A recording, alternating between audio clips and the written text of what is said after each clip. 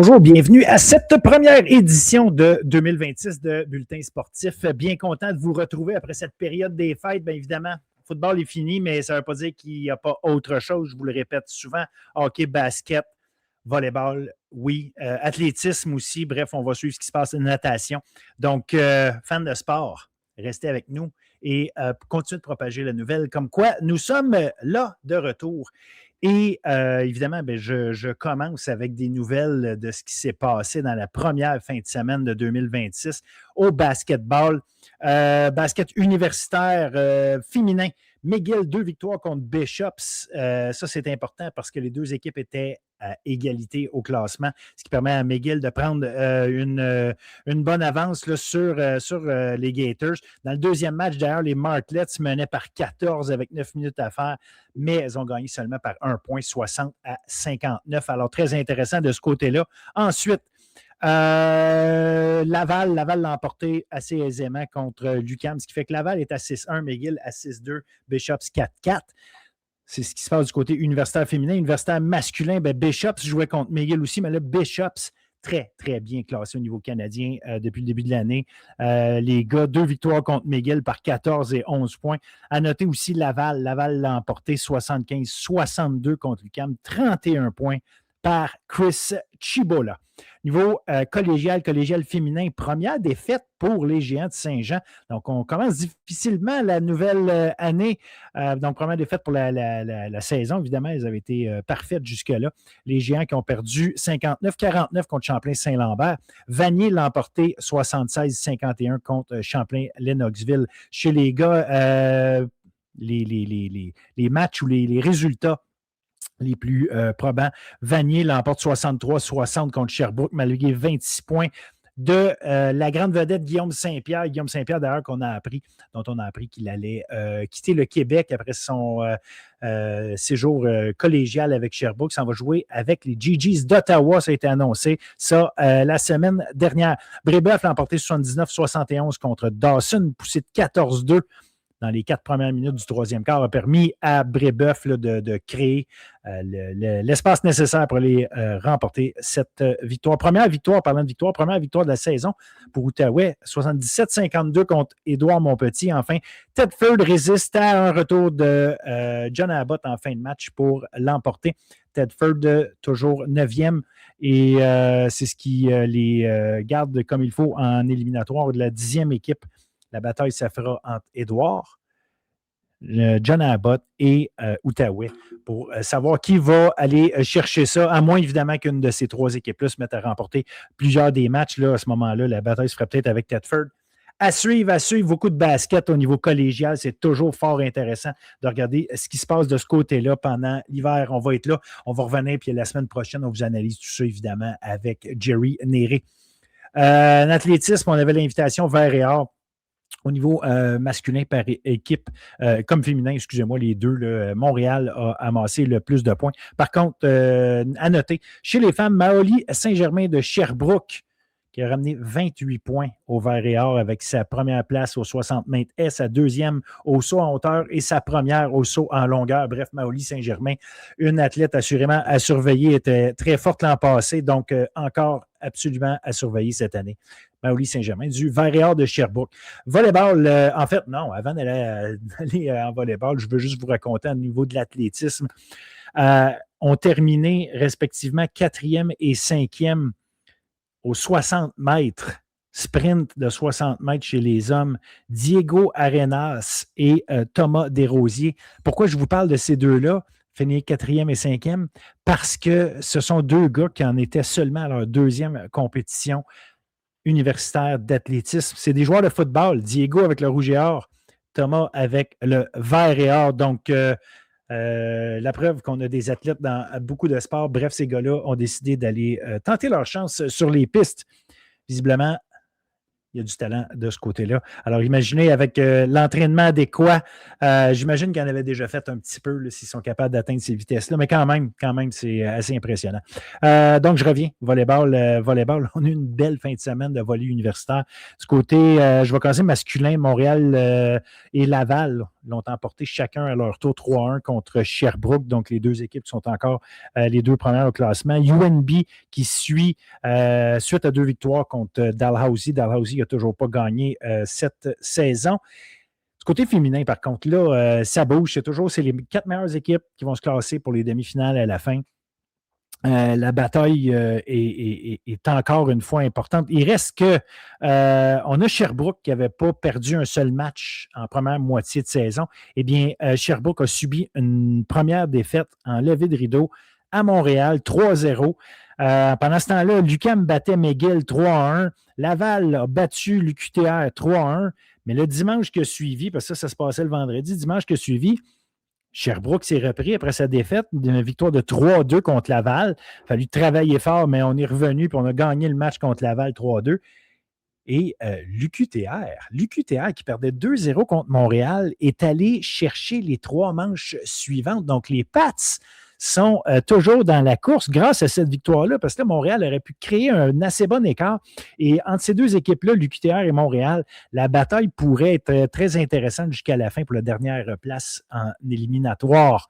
Donc ça va être à suivre. Est-ce que les Patriotes vont être capables de prendre ce résultat-là et de continuer sur une belle lancée et aller peut-être grappiller les victoires, aller chercher les matchs pour peut-être enfin une première fois se qualifier en éliminatoire.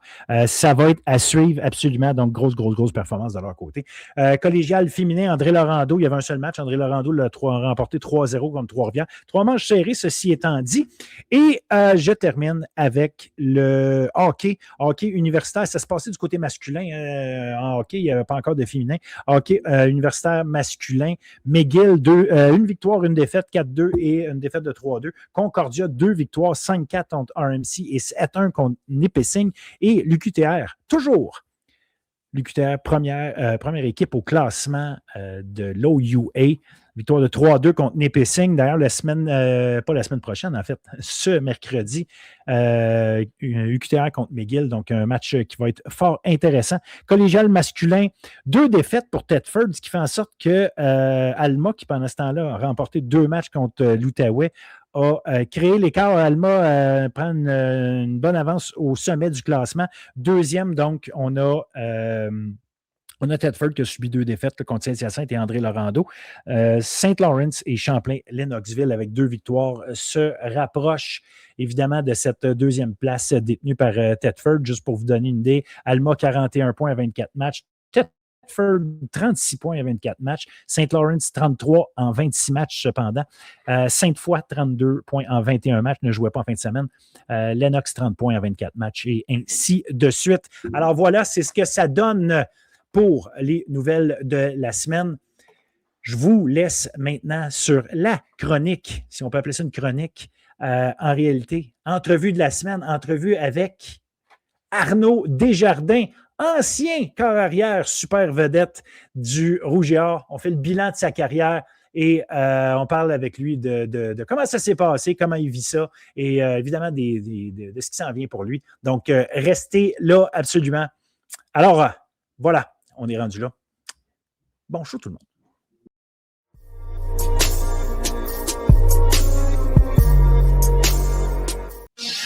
Entrevue de la semaine, la première de 2026. Et aussi, c'est une première parce que c'est la première fois qu'on reçoit une personne pour une deuxième fois. Arnaud Desjardins, corps arrière ou ancien corps arrière du Rouge et Or de l'Université Laval. Salut Arnaud, comment ça va? Salut Phil, ça va bien toi? Good, ça va très bien. Juste avant qu'on rentre en onde, justement, tu me disais, là, c'est le temps du barreau pour toi, une grosse année, vraiment sur un autre registre complètement que le foot. Comment ça se passe? Est-ce que cette intensité-là, tu t'y étais préparé ou c'est une coche encore plus que ce que tu avais vu au niveau de tes études à date? Ouais, je pense que je l'avais anticipé un peu, mais c'est sûr que c'est un mode de vie super différent. Là. Donc, oui, ça fait du bien d'avoir un nouveau projet super divertissant, puis dans lequel je me sens super impliqué là, direct en partant, mais c'est sûr que c'est beaucoup de temps, puis c'est un gros engagement, c'est sûr, mais c'est à quoi je m'attendais, ouais. Qu'est-ce qui est le plus difficile, se préparer pour un examen du barreau ou la première fois que tu reçois ton cahier de jeu du Rouge et Or de l'Université Laval puis de savoir qu'il faut que tu l'apprennes pour le camp? Ouais, ben je pense que c'est le barreau. Je pense que j'ai été bien préparé à l'école puis au foot, donc en espérant que la transition soit pas super pour moi.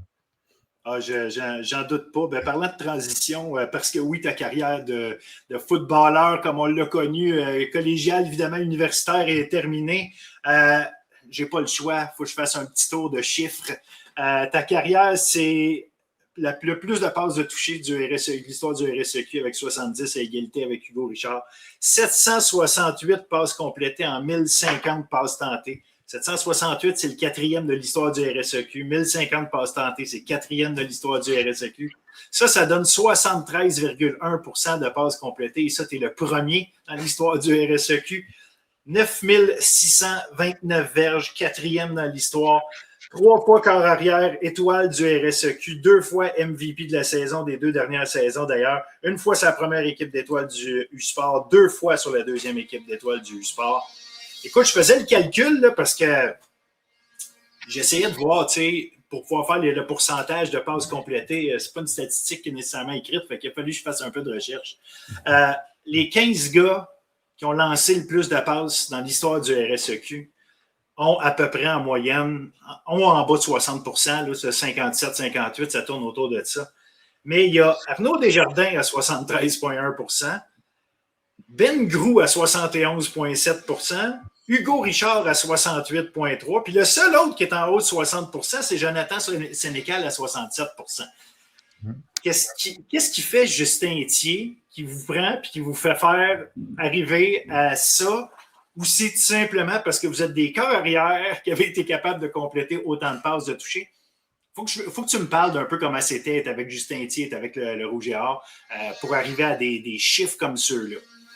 Ouais, ben c'est ça. Ben, je pense que ça part de la progression, là, dans le sens que c'est tous des gars qui ont joué 4-5 ans. Je pense que ça apparaît au final. Mais c'est sûr qu'avec Justin, c'est sûr qu'il nous apprend à prendre ce que la défensive nous donne, pas à risquer le jeu. C'est du football à 3 essais, donc on veut des verges en premier essai. On veut pouvoir avancer le ballon. Puis qu'au final, il veut pas, ça va nous arriver de punter. Faut juste limiter les revirements, puis se focaliser sur justement faire des verges, avancer le ballon. Puis au final, on va finir par mettre des points sur le tableau. Mais c'est ça, c'est de prendre un jeu à la fois. Puis Justin, spécialement les 2 dernières années, avec le micro dans le casque, c'est ça, il a toujours été là pour m'épauler. Puis il a eu probablement le plus gros impact dans ma carrière universitaire et de loin. Là. Évidemment, ça m'amène plein de questions, mais je vais juste finir le petit bout football, justement, comme ça. Il vous donnait il vous disait, OK, allez chercher des verges, justement, c'est correct de punter, mais ça fait partie de l'affaire, mais on entendait souvent, puis ça, quand je dis entendre, là, y a pas, on n'est pas ESPN, puis avec 46 postes de télé qui analysent ça à longueur de journée, le foot nécessairement, mais chez des fans, chez peu importe, tu sais, comme quoi, Justin Etier, c'est un coach conservateur, qu'on aurait aimé ça peut-être le voir tester des affaires. Bon, évidemment, si vous avez un haut taux de réussite comme ça, c'est parce que probablement que le jeu simple, ou en tout cas le jeu évident, il venait à vous. Mais quand même, c'est pas évident non plus de dire que 3 quarts, ou en tout cas 7 passes sur 10, 3 quarts de mes passes, je vais les réussir. Pour pouvoir faire ça, à quel point c'est un mélange d'être conservateur puis de trouver tout le temps la bonne affaire puis trouver les bons match-ups puis ta lecture versus les schemes qui te sont donnés. C'est quoi le mélange de tout ça qui rend ça si efficace? Ouais, ben c'est ça. Comme tu dis, c'est un mélange de plein de choses. Je pense que c'est d'appeler le bon jeu au bon moment qui fait passer de ça. Je pense que c'est prendre la bonne décision comme carrière. Puis je pense aussi qu'à Laval, veut pas, on est doté d'athlètes exceptionnels à la position de receveur. Donc, il n'y a pas beaucoup de passes échappées. Tous les gars qui ont des bons tracés, ils ne se trompent pas de jeu. La ligne bloque bien avant, donc il n'y a pas beaucoup de passes où tu dois lancer trop vite, précipiter ton geste. Donc, c'est un travail d'équipe. C'est ça qui rend le foot aussi le fun. Mais c'est ça, je pense qu'on a tous un peu un rôle à jouer. Puis j'ai eu la chance d'être dans des équipes où tout le monde joue son rôle très, très bien. Tu en parlais justement des gars avec qui tu as joué. Tu as eu la chance collégiale, même Malik Mega était avec toi. Puis, évidemment, il y en avait d'autres, là, mais ça a été un des cas. Kevin Mittal, Olivier Cool. Avoir chaque fois un go-to guy qui est tellement de haut niveau comme ça, à quel point toi, tu les as rendus meilleurs, tu penses? Puis, tu sais, je le sais que je te demande de gratter dans une partie d'humilité que tu peux avoir, mais tu ne vas pas te donner les. Mais ce travail-là d'équipe, parce qu'il faut que tu mettes le ballon en bonne place. Oui, c'est des bons gars qui ont attrapé des ballons. Ils les ont peut-être pas échappés, mais il a toujours bien fallu que tu leur mettes dans les mains.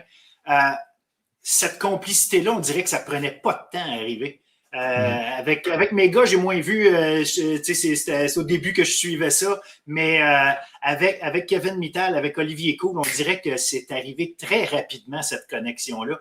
Comment ça? C'est-tu juste une question de talent plus talent? Qu'est-ce qui fait que cette connexion-là se passe? Ben, veux pas, c'est sûr que c'est des gars qui auraient réussi un peu partout. Là. C'est trois receveurs exceptionnels, probablement les trois meilleurs avec qui j'ai joué. Mais je pense que justement, ce que je leur apportais, c'est justement, tu dis que ça avait l'air de ne pas prendre de temps. Ben, c'est un peu une illusion qu'on a essayé de donner parce que pendant la saison morte, on lançait constamment ensemble. C'est un peu moi ça qui lit de ça. C'est trois gars qui voulaient travailler, c'est trois gars avec qui j'ai lancé plus que pendant tout le monde. Fait que c'est pour ça que ça avait l'air un peu autant effortless sur le terrain les fins de semaine, mais durant toute l'année, on travaillait d'arrache-pied ensemble, puis ça finissait par payer pendant la saison. Mais ça reste que. Puis ça, dans le fond, je te pose la question comme ça. C'est-tu des gars qui disaient, je sais pas moi, l'après-midi ou il y a un undercourt ou peu importe quand, ou un peu plus tôt avant les pratiques, une demi-heure avant, une heure avant, dire hey, on va aller se lancer des ballons.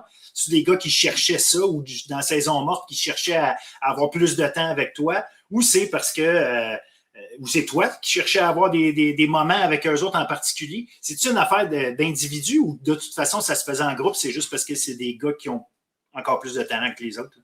Ouais, ben, encore une fois, un mélange de plein de facteurs. Si c'est une affaire d'individu, veut pas, ça se fait en groupe, c'est sûr, mais c'est des gars qui voulaient en mettre plus. Là. Donc, on restait après les pratiques, on avait des séances où on était juste 2-3 receveurs. Puis, veut pas des gars comme Olivier Coux, je pense qu'il n'y a pas une fois qu'il y en a manqué une. Là. Fait que, c'est des gars super talentueux, mais qui mettaient les efforts pour avoir leur succès qui était sur le terrain. Fait que c'est ça. Tous des gars passionnés qui vont assurément jouer professionnel. Donc, je suis super content d'avoir fait partie de leur parcours, c'est sûr. Parlant de pro, encore arrière au Québec comme ça. On l'a vu que Jonathan Sénécal l'an passé, l'été passé, repêché, puis finalement, pas vraiment de place. Il a eu son essai un petit peu, mais lui-même sentait qu'il n'avait pas eu la chance de peut-être pouvoir s'exprimer autant qu'il pouvait, puis avoir la place autant qu'il pouvait, mais toi, tu n'as pas été repêché l'année passée.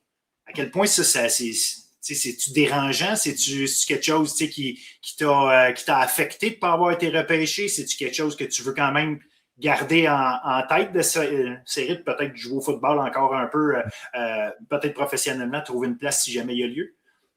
Ouais, c'est ça. Ben oui, ça m'a quand même affecté dans le sens que je pensais que j'avais un peu tout fait ce que je pouvais faire au niveau universitaire pour mériter une chance. C'est sûr qu'en tant que carrière, c'est tout le temps un peu plus frustrant parce que tu vois d'autres joueurs à d'autres positions qui ont peut-être un peu moins de pedigree, qui ont peut-être un peu moins de réussite, qui finissent par se faire repêcher. Puis nous, un peu comme tu dis, des Jonathan Sénécal, des Hugo Richard, ça n'a pas nécessairement débouché comme on voulait. C'est sûr que moi, le football, ça a toujours été ma passion. Fait que c'est sûr qu'évidemment, j'aurais aimé ça jouer au plus haut niveau, évidemment. Mais c'est ça, c'est pas ce qui semble se dessiner pour moi. Fait que mais encore une fois, l'avantage de ça, c'est que j'ai un super beau parcours académique. Donc, il y a un autre beau projet qui m'attend. Je suis super excité de ce projet-là également. Oui, il faut être capable de faire la transition, il faut être capable de faire la cassure. Es-tu faite? Ça fait pas si longtemps quand même que la saison est finie ou en tout cas tout ça est terminé. On dirait que oui, là, parce qu'il y a bien des choses qui se passent, puis il y a eu les fêtes et tout, mais dans les fêtes, dans une vie, c'est rien, là, 2 mois ou à peu près. Est-ce que cette cassure-là est faite? Comment tu vis ça, toi, en ce moment, là, de justement pas aller à des pratiques d'équipe ou quoi que ce soit, là, des entraînements d'équipe d'hiver? Ouais, ben c'est ça, ça vient tout juste de commencer. Là. Moi, mon coloc, c'est Mathieu Roy, donc il vient tout juste de recommencer les entraînements.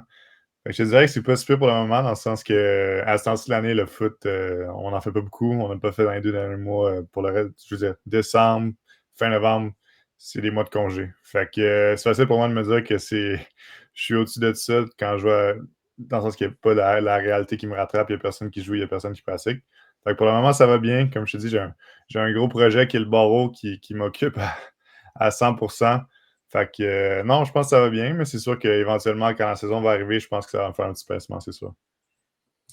est-ce que le football va rester dans ta vie d'une façon ou d'une autre, une coaching ou bref, t'impliquer dans des camps? Je sais qu'il y a de plus en plus de camps qui se forment. Là. Maxime Lavallée, peut-être un ancien coéquipier à toi, qui forme son camp lui aussi. Puis là, il y a des noms de gens qui en ont fait, il y en a plusieurs puis qui continuent à en faire. C'est quelque chose que tu veux faire? C'est quelque chose d'une façon dans laquelle tu veux t'impliquer ou pour toi le foot, pour le moment, ce sera. Tu passes à autre chose, tu fais d'autres choses, puis on verra plus tard comment ça se place pour toi, ça. Ouais, c'est ça. Ben, je me suis posé la question. Puis c'est ça. C'est plus savoir le degré d'implication que je voudrais mettre aussi.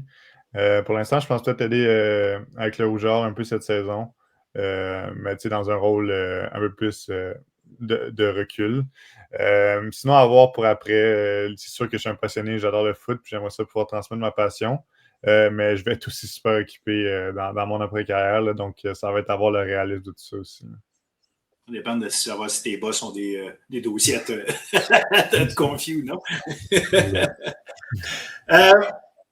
Je veux revenir évidemment sur des moments de ta carrière. En fait, je veux que tu reviennes, toi, dessus. Est-ce qu'il y a des moments, des souvenirs en particulier, là? Puis je le sais évidemment qu'il y a peut-être des championnats ou des choses comme ça, mais des moments là, que tu dis, OK, ça a marqué mon football, ça a marqué cette époque-là de ma vie.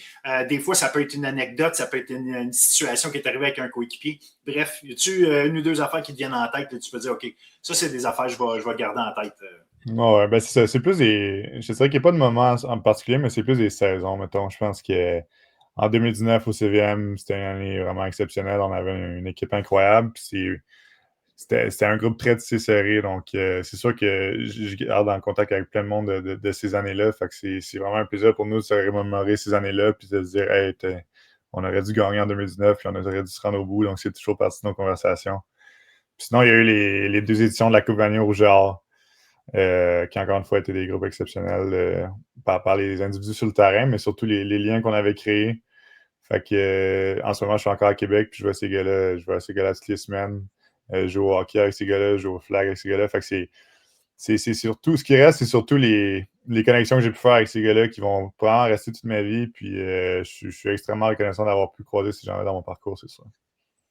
À quel point justement ça, parce que c'est quand même quelque chose qu'on entend souvent, que ce soit des pros qui prennent leur retraite, que ce soit, à quel point le fait de gagner ensemble fait une différence dans le lien que tu vas garder avec du monde. Puis, c'est pas une question de mon meilleur receveur ou ma O-line cette année-là, mais tu sais, des fois, ça peut être des gars qui sont third string, puis, mais tu sais, il y a un bonding qui se passe avec des gars quand on gagne. À quel point il est différent quand on gagne versus quand on a une bonne saison, mais qui finit pas nécessairement par la victoire ultime.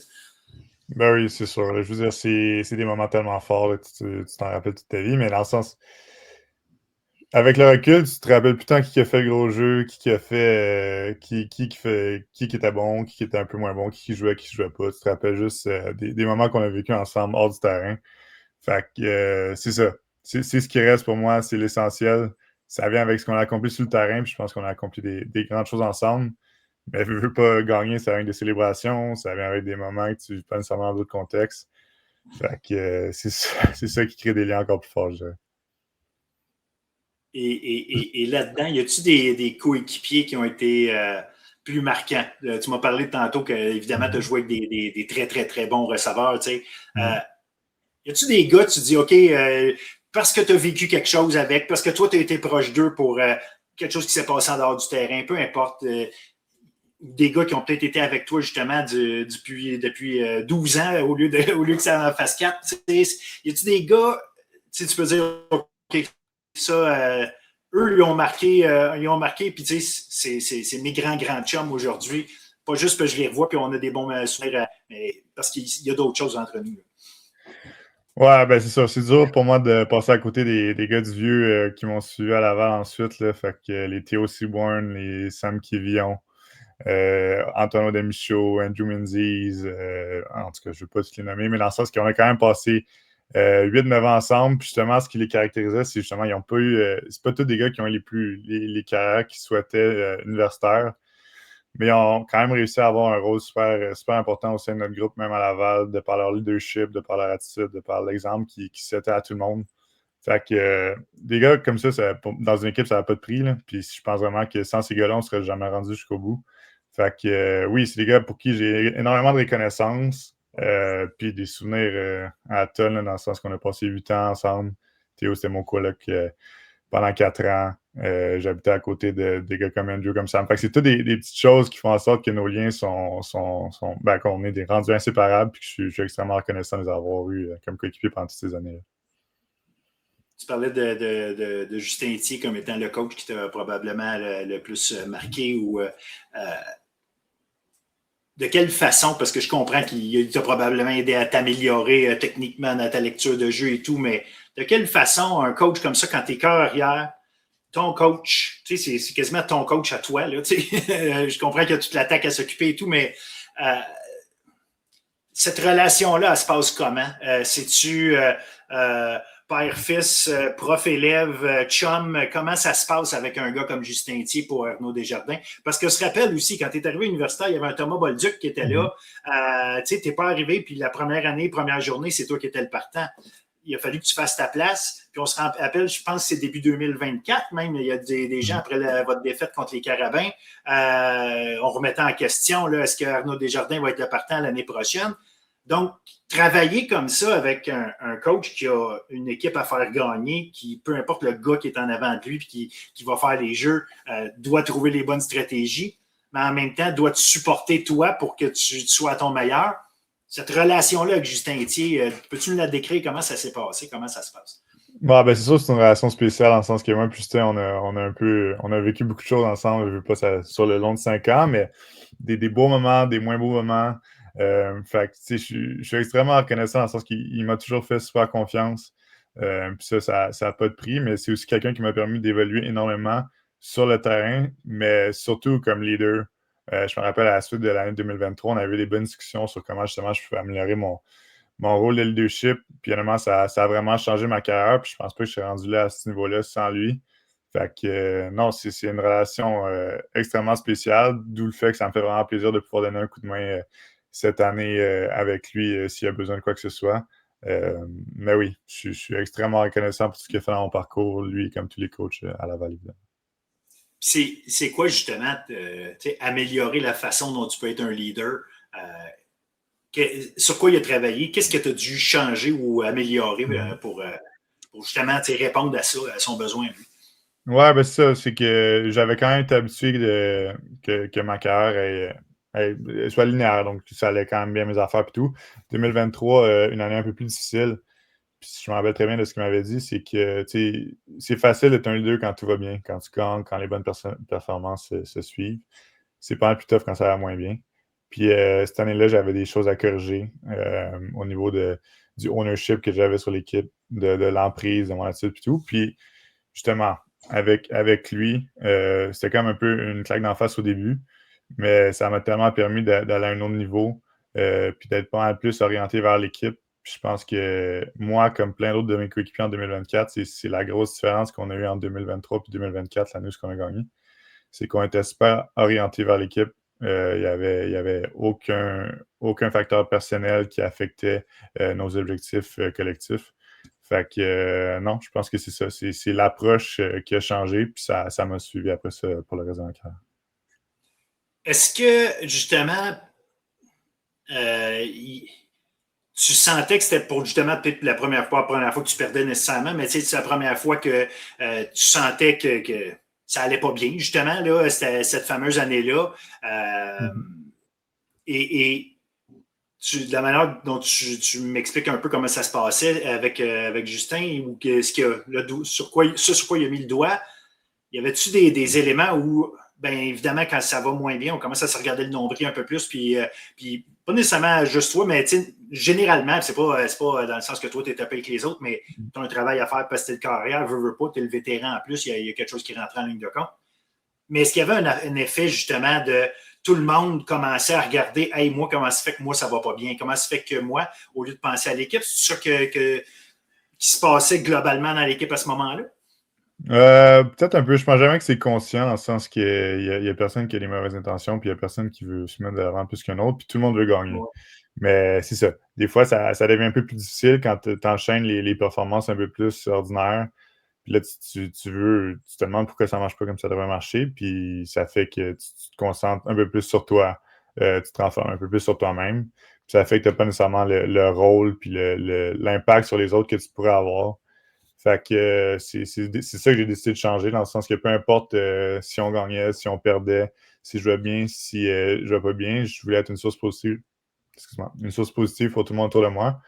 Puis sans aucune prétention, je pense que j'ai quand même réussi à avoir ça pour le reste de ma carrière. Puis, on parle de Justin, mais à quel point ça se passait avec Justin comme dans le coaching staff? Est-ce que Glenn Constantin, c'est un gars aussi qui était très impliqué dans ton quotidien ou dans la façon dont tu pensais la game, dans la façon dont tu t'impliquais avec l'équipe? Ouais, oui, assurément. Je pense que j'ai beaucoup appris du leadership de Glenn aussi. C'est un peu moins niveau football. Glenn, c'est un gars défensif.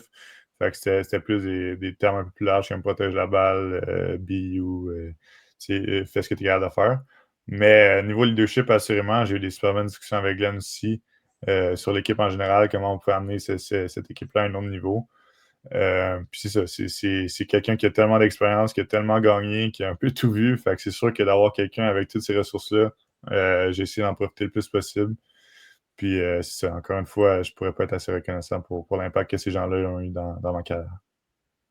Si tu parles de ces conversations-là, ça se passe comment? Si-tu, t'as un call lundi matin, t'as un call lundi après-midi, puis t'as un trou entre les deux, là, passe à mon bureau, j'aimerais ça qu'on jase. C'est-tu comme ça que ça se passe? C'est-tu pendant une pratique? C'est-tu avant une pratique? Ce genre de discussion-là avec un coach, pour quelqu'un qui aurait jamais vécu ça comme ça, t'es un Arnaud Desjardins, t'arrives, puis tu sais, que tu sois TQ parce que tu viens de commencer à l'université ou bien parce que t'es rendu là puis que t'as le vécu que t'as eu, comment ça se passe, puis de quelle façon c'était intimidant ou pas, les premiers meetings que tu peux avoir un à un avec ces coachs-là, puis avec le temps, comment ça se place, puis comment ça se change, comment ça évolue. Ouais, c'est sûr, ben, ça a beaucoup évolué, c'est sûr. Ma situation a beaucoup changé dans le sens qu'au début, j'allais voir Justin pour jouer, je voulais avoir ma chance. Du moment que je l'ai eu, les conversations changeaient, évoluaient. Mais c'est ça qui est le fun à Laval, c'est que tout le monde est super ouvert. Tu sais, les coachs ont des rencontres avec les joueurs à chaque semaine, que ce soit pour parler de leur situation ou parler d'enjeux, de game plan ou pendant leur off-season, de leur progression, ce qu'ils doivent travailler. Fait qu'on a des coachs super ouverts, super disponibles. Puis, c'est ça crée une espèce de relation de confiance avec eux. Puis, ça te permet de te développer encore plus comme athlète, là, du fait que tu as du feedback un peu instantané. Hey, je sais pas trop quoi penser de ça, je vais aller en parler à Justin. Ça peut prendre 2 minutes, 20 minutes, 30 minutes. Il va être là pour m'écouter puis pour me conseiller surtout. Fait que, non, c'est ça. Je pense que ça avait vraiment une grosse différence dans ce programme-là. Puis, je l'ai toujours dit, je pense que ce programme-là part des coachs, puis que tout le succès que le Rouge a pu avoir dans les dernières années, une énorme partie de ça vient d'en haut, vient des coachs. Ben, justement, c'est quoi être un rouge et or? Aujourd'hui, là, que tu as fait toutes ces années-là, tu les as si bien représenté, puis si bien leadé à certains moments, puis c'est quoi être un rouge et or? Si tu avais du recrutement à faire, là, puis tu parles avec un gars, puis tu dis, OK, être un rouge et or, quand tu vas sortir de là, c'est ça qui va être en toi. Là, y a-t-il une façon de le décrire? Ouais, je pense que, ben, vraiment, je pense que c'est une tradition d'excellence. Ça vient avec beaucoup de pression, ça vient avec des grosses attentes, mais ça t'oblige à laisser aucun détail de côté, à te donner à 100% tous les jours, puis si tu veux pas, du fait que tu vis la même pression que tout le monde autour de toi, puis qu'on vit un peu tous les mêmes choses, ça fait que tu crées des liens incroyables avec les joueurs autour de toi, puis les coachs. Fait que c'est ça, je pense que c'est une grande famille qui vit un peu les mêmes choses, qui se bat pour avoir ce qu'ils pensent qu'ils méritent à chaque année. Puis qu'au final, si ça marche, puis ça va marcher plus souvent qu'autrement, ben, tu vas avoir la chance de célébrer un gros trophée à la fin de l'année.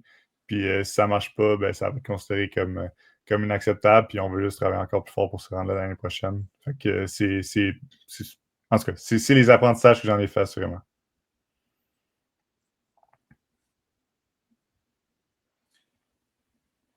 Et par rapport aux fans, parce que par rapport à la communauté, le Rouge et Or, l'Université Laval, la communauté sportive à Québec, c'est quelque chose de particulier par rapport à ce qu'on peut vivre à Montréal, parce que ça se passe à d'autres niveaux à Montréal, puis autrement.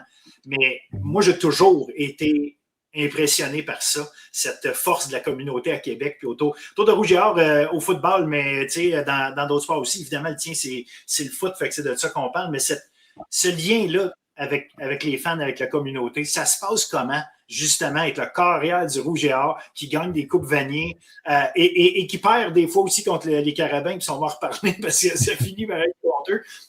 Ça se vit comment? Vous restez des gars du début de la vingtaine avec... Est-ce qu'il y a une pression, en fait, des fans? Est-ce que autant de l'amour tu peux en avoir, mais est-ce que tu sens une pression de réussite? Puis c'est comment ce lien-là, justement, avec la communauté autour, en dehors du football comme tel, de l'équipe de football, je veux dire? Ben, c'est ça, on est super privilégiés à Québec, là, je ne m'engage pas là, de voir les foules qu'on a, l'apport qu'on a, puis c'est surtout que les gens connaissent le sport, puis c'est ça, veulent les résultats parce qu'ils ont été habitués à gagner pratiquement 1 an sur 2. Donc, non, le rapport pour vrai, était incroyable dans ma carrière personnelle, mais je sais que mes coéquipiers diraient tous la même chose, que ce soit après les games, voir tout le monde, la fierté des gens pour ce programme-là, c'était vraiment impressionnant. Mais oui, veux pas, ça vient avec des standards de performance, puis avec une certaine pression. Faut que tu performes. Sinon, je l'ai vécu personnellement, il va y avoir des remises en question. À chaque année, c'est à reprouver, à chaque match, c'est à reprouver. Parce que justement, il y a un standard d'excellence. Il y a des très grands joueurs qui sont passés par ce programme-là. C'est un peu le chemin dans lequel ils nous ont mis. Donc, il n'y a pas le choix de performer, mais c'est le programme qu'on a tous choisi. Puis souvent, c'est tous des joueurs qui veulent jouer avec cette pression-là, qui veulent performer, qui veulent se pousser au maximum. Puis je pense honnêtement que c'est le meilleur programme pour ça. Puis le contexte dans lequel on le fait est juste encore plus le fun, étant donné que c'est pris pas mal plus au sérieux que ça pourrait l'être ailleurs. Puis tu dis, je l'ai vécu personnellement, genre, tu vas au resto, tu vas à l'épicerie, peu importe où tu te promènes, là. Y a-tu du monde qui va t'accrocher, mettons, après une saison ou, tu sais, te dire bravo, mais à l'inverse aussi, te dire, là, guys, il va falloir travailler plus fort.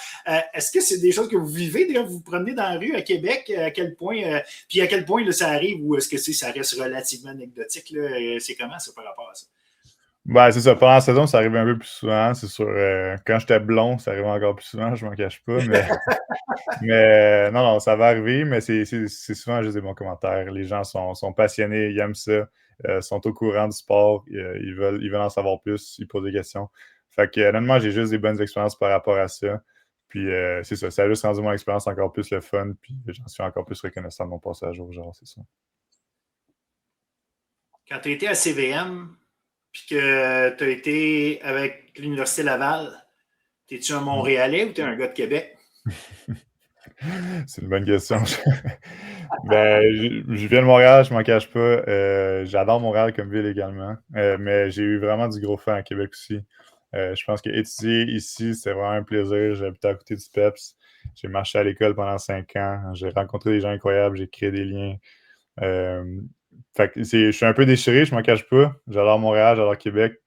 Là, j'ai un emploi qui m'attend à Montréal, donc dans C'est ça, ça va être à Montréal. quelques mois, je retourne. Mais c'est sûr que je vais garder super bons souvenirs, puis c'est à voir. On verra où ce que la vie me mènera par la suite. Oui.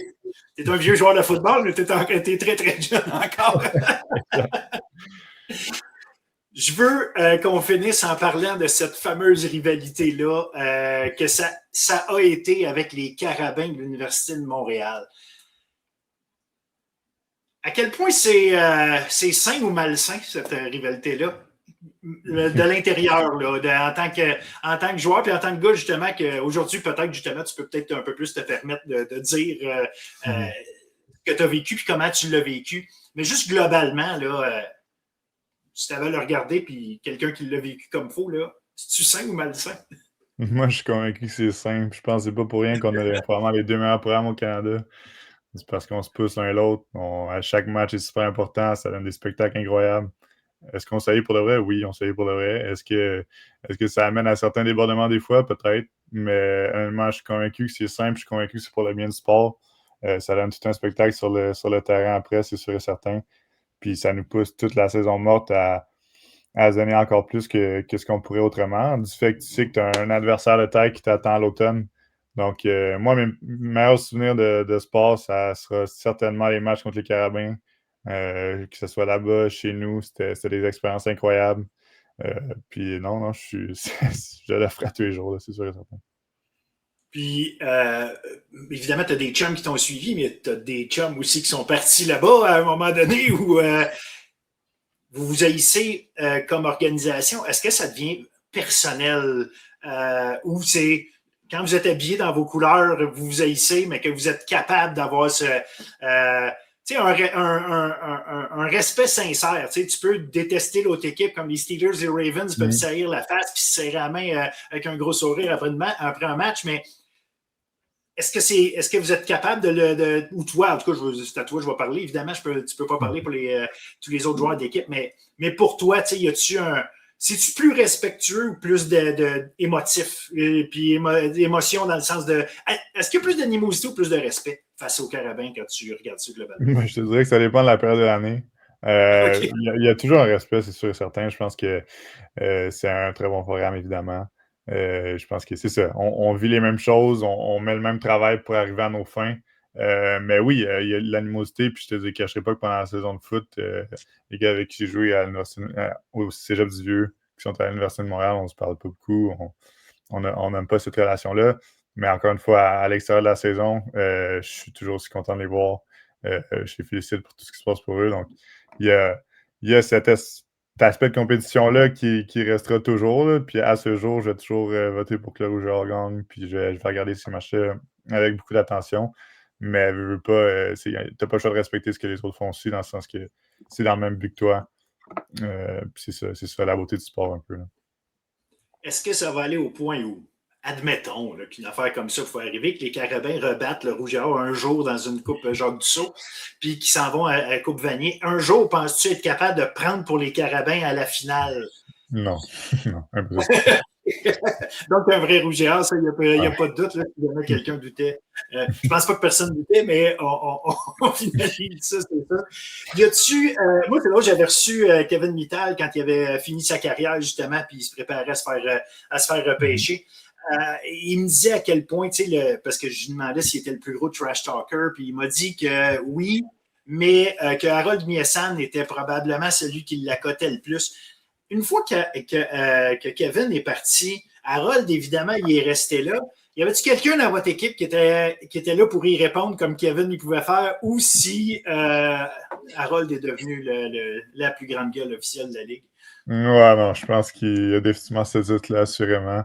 Est-ce que de notre côté, je pense que c'est un travail d'équipe, là, on y répondra tous un peu un après l'autre. Mais non, c'est quand même impressionnant de voir Harold parler pendant 60 minutes de football sans arrêter une seconde. Mais hey, c'est sa game, ça n'a pas été la mienne. C'était définitivement celle à Kev aussi. Mais c'est ça. Pour moi, ça faisait juste partie de la game, puis c'était plus drôle que d'autres choses. Fait que, connaissant la personne aussi, là, donc non, ça fait partie des bons souvenirs que j'ai aussi. Excellent, excellent. Là, évidemment, Arnaud Desjardins quitte. Il y a beaucoup de bons corps arrière en termes de talent là, qui sont avec le Rouge et Or. Victor, Jérémy, là, Thomas qui vient d'arriver. C'est-tu l'équipe à Victor? C'est-tu l'équipe à Jérémy pour l'instant? Est-ce que au moment où on se parle, si la saison commençait, d'après toi, qui a le edge pour être le partant? Je me mouillerai pas là-dessus. Je pense que c'est tous des bons candidats. Je pense que c'est un très bon programme que l'Université Laval a. Autant je serais content pour Vic. Ça fait 3 ans qu'il est là. C'est un carrière, honnêtement, tant que moi d'exception, qui s'il a une chance, il va être super performant. Mais autant je serais extrêmement content pour Jay, qui a super bien fait pour nous en fin d'année. Puis là, il y a Tom Leroux qui s'en vient, que je connais un peu, que j'ai eu la chance de côtoyer un peu. Donc, puis il y a même Oli Theroux aussi qu'on n'a pas mentionné, mais je suis convaincu qu'il va faire un bon travail. Fait que non, je ne me mourrai pas là-dessus. Tout ce que je sais, c'est que peu importe qui va être là, ça va faire un travail remarquable. Puis j'ai aucun doute que le Rougeur sera en bonne main.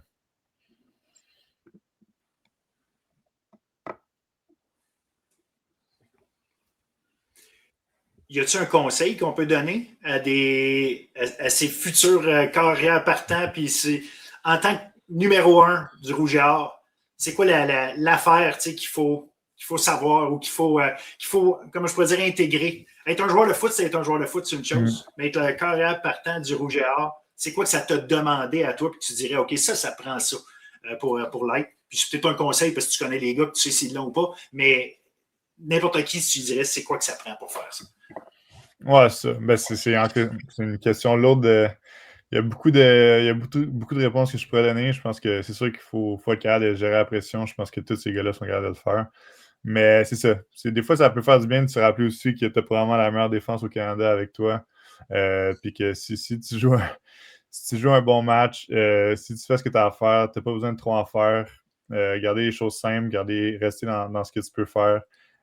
Puis que les opportunités vont venir. Donc, un jeu à la fois, se concentrer sur l'exécution de ce jeu-là, puis que les jeux spectaculaires, les beaux jeux suivront par la suite.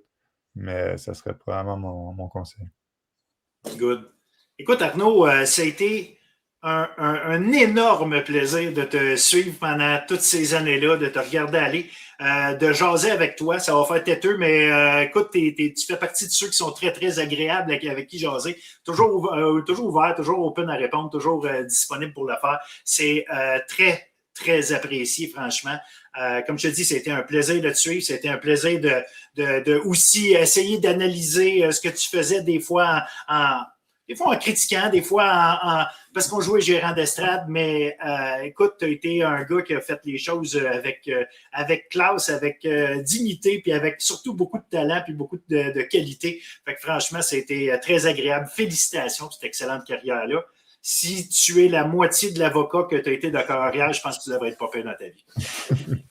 Hey, merci beaucoup, Phil. Merci encore une fois pour tout ce que tu fais pour le sport étudiant. Je peux parler au nom de mes coéquipiers. On est très reconnaissants de la lumière que tu portes au sport. Donc, merci pour tout ce que tu fais. Puis, merci pour tes moments également. C'est sûr, ça fait plaisir.